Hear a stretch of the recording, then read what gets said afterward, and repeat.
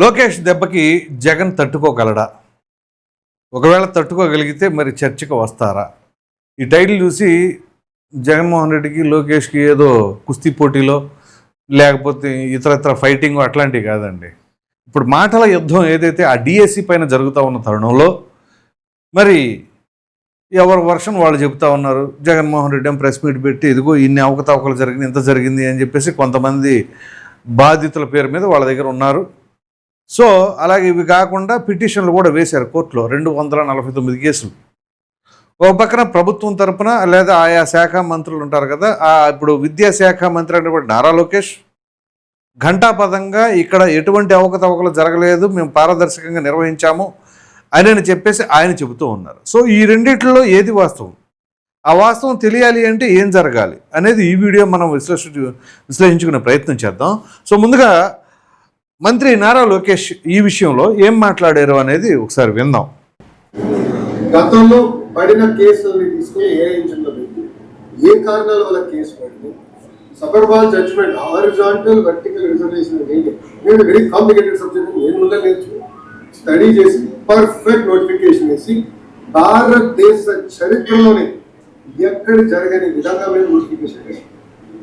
అందుకే 150 రోజుల్లో 16,000 teacher post భర్తీ చేశాం. మళ్ళీ టెట్ ఎగ్జామ్ జరుగుతుంది, డిఎస్ నోటిఫికేషన్ ఇస్తాం, మళ్ళీ డిఎస్ ఎగ్జామ్లు జరుగుతాయి, మళ్ళీ టీచర్ అపాయింట్మెంట్ జరుగుతాయి. నాకు ఎలాంటి సందేహం లేదు. మేము సాక్షి క్యాలెండర్ ఇవ్వట్లేదు, జాబ్ క్యాలెండర్ ఇస్తున్నాం. 10,000 ఉద్యోగాలతో జాబ్ క్యాలెండర్ ఇస్తున్నాం.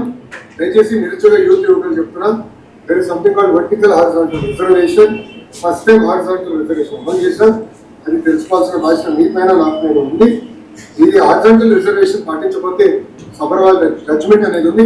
ఆ జడ్జ్మెంట్ అర్థంగా పెట్టుకుని ఈ వైకాపా పార్టీ మన కోర్టులో వేసి స్టే తీసుకొస్తారు. ఈ వైకాపా పార్టీకి చెందిన నాయకులే 240 కేసులు వేశారు. సమయం 240 కేసులు వేశారు. దాంట్లో 43 కేసులు ఇప్పటికీ కోర్టు డిస్మిస్ చేసింది, మిగతా హియరింగ్ చేసింది. నేను పారదర్శకంగా నడిపించాను, మా డిపార్ట్మెంట్ పారదర్శకంగా నడిపించింది. నాకు ఎలాంటి సంబంధం లేదు, ఫుల్ ప్రూఫ్గా చేశాం. అండ్ వాస్తవంగా మీరు చూస్తే 5 సంవత్సరాలు జగన్ అధికారంలో ఒక డిఎస్సీ చేయాల, గ్రూప్ నోటిఫికేషన్ వల్ల గ్రూప్ నోటిఫికేషన్ వల్ల జాబులు భర్తీ చేయలేదు, ఒక ప్రభుత్వ ఉద్యోగం కూడా భర్తీ చేయలేదు. ఆయన అందులో మాట చెప్తారు సంఖ్య అర్థం అవుతుంది సార్. ఒక డిఎస్సీ చేస్తే వర్టికల్ హారిజాంటల్ రిజర్వేషన్ అంటే ఆయనకి అర్థం అవుతుంది.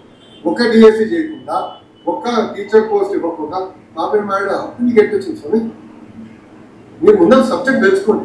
ఆయన ఏమన్నారు, అసలు ఎక్కడ మేము రిజల్ట్స్ బయట పెట్టలేదు, మళ్ళీ ఆన్లైన్ ఆయనే ఓపెన్ చేసి చూపించాడు ప్రెస్ లో, మీరు చూసారు లేదు.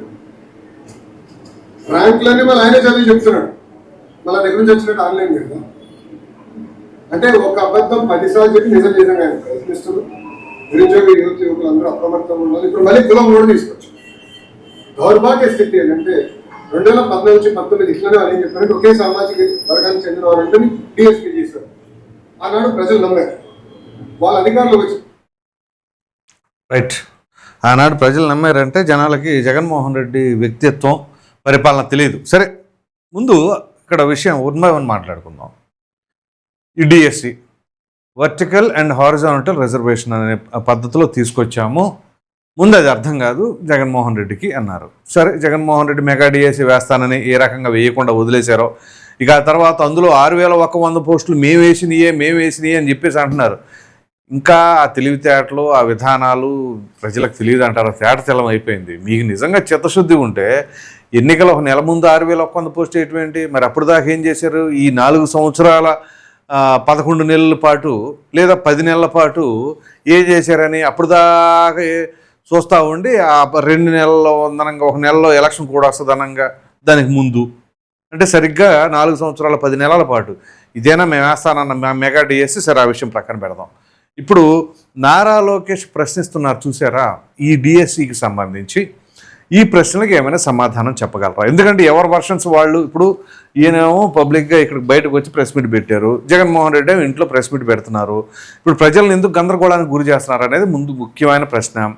సో దాన్ని నివృత్తి చేసుకోవాల్సిన బాధ్యత ముందు ఆ శాఖ మంత్రిగా ఈయన ఖచ్చితంగా క్లారిటీ ఇస్తాను అని చెప్పేసి అంటున్నారు.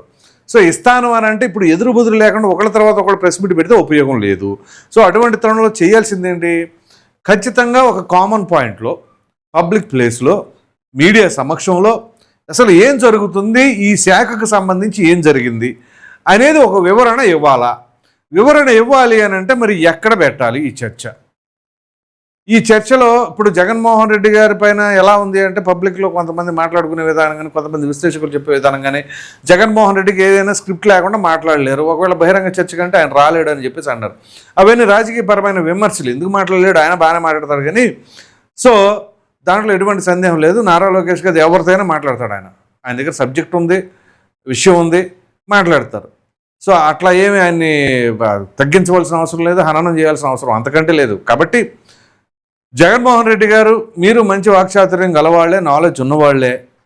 ఇప్పుడు లోకేష్ గారికి అంత పెద్ద నాలెడ్జ్ లేదు అని చెప్పేసి మీరే వ్యక్తిత్వ హననం చేశారు. కాబట్టి మరి అదే లోకేష్ గారితో మీరు చర్చకు సిద్ధమా దీనికి సంబంధించి? అదేమిటి అంటే ఇంకొంతమంది అంటారు, అదేంటి లోకేష్కి జగన్మోహన్ రెడ్డి గారు ఏమైనా సమఉజ్జి ఏంటి అని కొడాలి నాని లాంటి వాళ్ళు మాట్లాడుతూ ఉంటారు. ఇక్కడ సమఉజ్జి అంటే ఏంటది? నాలెడ్జ్లో సమఉజ్జి తీసుకోండి. పోనీ జగన్మోహన్ రెడ్డి ఏమైనా నారా చంద్రబాబు నాయుడు గారికి ఏమైనా సరే సమఉజ్జినా? నారా చంద్రబాబు నాయుడు గారు, రాజశేఖర రెడ్డి గారు ఆ సమయాల్లోనే వాళ్ళిద్దరూ డి అంటే డి అన్నట్టుగా ఉన్నారు. సో ఇక్కడ నాలెడ్జ్ పరంగా తీసుకుందాం, ఎవరికి ఎంత నాలెడ్జ్ ఉంది అనేది. సో ప్రజలకు కావాల్సింది అదే కదా, నాలెడ్జ్ ఉన్నవాడు ఉంటేనే కదా, ఆ పదవిలో ఉంటే ఆ నాలెడ్జ్ ద్వారా ఎలా పరిపాలన చేయాలి, ఏ రకంగా చేయాలి అనే అవగాహన ఇంకా కావాలంటే పెంచుకొని ప్రజలకు మంచి చేసేయడానికి అవకాశం ఉంటుంది. సో ఈ తరుణంలో ఇప్పుడు ఈ శాఖకు సంబంధించి నారా లోకేష్ మంత్రి కాబట్టి, జగన్మోహన్ రెడ్డి గారు పోని మాజీ ముఖ్యమంత్రి కాబట్టి, పోని మాజీ విద్యాశాఖ మంత్రిగా చేసిన ఈయనున్నారు కదా బొత్స సత్యనారాయణ, ఆయన తీసుకొస్తారా? లేకపోతే తొలి క్యాబినెట్లో మరో వ్యక్తి చేశారు మాజీ మంత్రి ఆదిమూలపు సురేష్, విద్యాశాఖకు సంబంధించి, వాళ్ళని తీసుకొస్తారా? లేకపోతే ఇటు చంద్రబాబు నాయుడిని లోకేష్ని పెట్టి ఇటు పక్కన జగన్ ఆ విద్యాశాఖ మంత్రి ఉంటారా, మాజీ విద్యాశాఖ మంత్రి? మాట్లాడండి. ఇదంతా మాట్లాడాలి అంటే ఒకటి ఒక కాంక్లేవ్ లాంటిదన్నా పెట్టాలి, లేదా అసెంబ్లీ అన్నా వేదిక కావాలి. అసెంబ్లీ అంటేనే జగన్మోహన్ రెడ్డి రారు. మరి ఆయనకు అదేంటో తెలియదు, అదో ఫోబియానా ఏంటో అర్థం కాదు. వస్తే మళ్ళీ మనం అప్పుడు ఆ సమయంలో ఏం చేశాము, అప్పుడు మనవాళ్ళు ఎంత వ్యక్తిత్వ హననాలు చేశారు అని చెప్పేసి మళ్ళీ వీళ్ళు మనల్ని కూడా ఇలాగే చేస్తారా అని చెప్పేసి ఆ ఉద్దేశంతోనో భయంతోనో వెళ్ళట్లేదా? నిజంగా అవన్నీ కూడా కూటమి రిపీట్ చేయాలి అని అనుకుంటే ఇవాళ వైసీపీ వాళ్ళు ఇంత నోరు తెరవరు. అసెంబ్లీలో వ్యక్తిత్వ హననమే కాదు, బయట అప్పుడు వైసీపీ అధికారంలో ఉన్న చేసిన దాడులు కానీ, ఆ దాష్టికాలు కానీ, అరాచకాలు కానీ కూటమి చేయాలి అనుకుంటే వాళ్ళు వైసీపీలు పెద్దగా నోరు తెరవరు. కానీ ఇప్పటికేమంటున్నారు, అధికారం కోల్పోయినా కానీ రపారపా అనే అంటున్నారు. తెలుగుదేశం పార్టీలో ఏ ఒక్కరైనా ప్రతిపక్షంలో ఉండంగా, వైసీపీ అధికారంలో ఉండంగా ఎవరైనా సరే గట్టిగా మాట్లాడారా ఈ విషయం మీద? ఈ విషయం అంటే అరాచకాల మీద మేము వస్తే ఏ చేస్తాం అనేది ఎవరైనా చెప్పారా? ఏ ఒక్కరైనా మాట్లాడారా? ఆ ధైర్యం కూడా చేయలేకపోయారు, అంత భయపెట్టేశారు. సో ఇటువంటి పరిస్థితుల్లో ఇప్పుడు ఈ విద్యాశాఖకు సంబంధించి ఏ ఒక్కరైనా కానీ దీనిపైన ఓపెన్గా మాట్లాడటానికి ఇటు వైసీపీ నుంచి నాట్ ఓన్లీ జగన్మోహన్ రెడ్డి, ఇంకెవరైనా రిప్రజెంటేటివ్, ఇటు నారా లోకేష్ డైరెక్ట్గా వస్తానంటున్నారు, ఆ డౌట్స్ అన్నీ క్లియర్ చేస్తానంటున్నారు. ముందు ప్రజలకి ఆ క్లారిటీ ఇవ్వండి. రాజకీయపరమైన స్టాండులు తీసేసుకొని దాన్ని అలా ఎలా చేసేమాకండి. ఇప్పుడు నారా లోకేష్ ఏదైతే ఈ విషయాన్ని మాట్లాడారో అంతే, నిన్న మధ్యాహ్నం ఈయన మాట్లాడారు ఈ విషయాన్ని. మీరు గమనించండి, ఇది అయిపోయిన వెంటనే దీనిపైన డిస్కషన్స్ రాలా. దేనిపైన వచ్చినాయి తెలుసా? హోమ్ మినిస్టర్ అనిత గారి మీద గుడివాడ అమర్నాథ్ మాట్లాడినవి దాన్ని కవర్ చేయడానికి నిన్న ప్రెస్ మీట్లు వచ్చినాయి. చూసారా? ఇక్కడ డిఎస్సి టాపిక్ నుంచి అటు వెళ్ళిపోయారు. అది సైమల్టేనియస్గా చాలామంది కలిసి మాట్లాడారు. అది ఎందుకు మాట్లాడారు అనేది మనం నెక్స్ట్ వీడియోలో మాట్లాడుకుందాం. అందులో పేరు నేను మాట్లాడాడు చాలా డీటెయిల్గా చెప్తాను. సో ఈ రకంగా ఇక్కడ ఈ విద్యాశాఖకి సంబంధించి ఒక డిఎస్సి, జగన్మోహన్ రెడ్డి డిఎస్సి వేయటానికి అవకాశం లేకుండా మెగా డిఎస్సి వేస్తాను అది ఇదని చెప్పేసి అని, కానీ ఏం చేయలే. అదేమిటి అంటే మేము అధికారంలో ఉండగా 1,50,000 మందికి సచివాలయ ఉద్యోగాలు ఇచ్చానంటున్నారు. చూశారు? అందులో ఈ మొక్కు కూడా యాడ్ చేస్తాను. అంతకుముందు మనం చెప్పాను మీకు ఆల్రెడీ. అదేంటి అంటే దాంట్లో ఎంతమంది ఇబ్బందులు పడి కోర్టులకు వెళ్ళి చివరికి కోర్టు ద్వారా ఉద్యోగాలు తెచ్చుకున్నారు. నేనే ప్రత్యక్ష సాక్షిని. అంటే వాళ్ళ దగ్గరుండి కోర్టుకి వేయించింది నేనే. ఉద్యోగాలు వచ్చిన తర్వాత అపాయింట్మెంట్లు తీసుకున్న తర్వాత నాకు మెసేజ్లు కూడా పెట్టారు, మాకు ఉద్యోగాలు వచ్చినాయి అని.